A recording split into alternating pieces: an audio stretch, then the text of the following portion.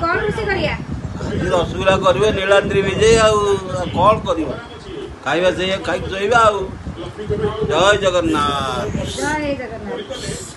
सांगने आम सीना आज पुरी जाइलु नीलाद्री विजय किंतु आम शशुर कथा मान कि आम घरे ठाकुर पाखे भोग चढ़ेवा तेणु रसगुल्ला करने मुझे पूरा प्रस्तुति करदेली। क्षीर नहीं आसली फास्ट भिनेगार पकई छिड़देली जेहेतु ठाकुर पाखे नागी दिज्व आम कौन कलु ना दुई जा शाशु मिसिकी रसगुल्ला भोग करवा। आम भाग्य सीना पुरी सीना जाइपारे न जाइपारे कौन है घर तो आम जगह अच्छा ना भोग बढ़िया से कौन कल छेना करदे थाली में बढ़िया से रसगुल्ला पर गोल गोल गोल गोल बढ़िया से गोल रसगुल्ला प्रस्तुति करदेली।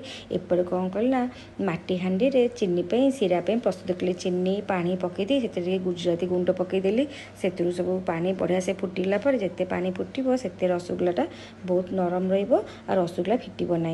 आम कौन कल जिते जो गोल गोल आम रसगुल्ला करते से सीरार आम फुटेदेवे बढ़िया से देखले 5 मिनट छाड़देला देखला बढ़िया से रसगुल्ला आमर हो आसाला।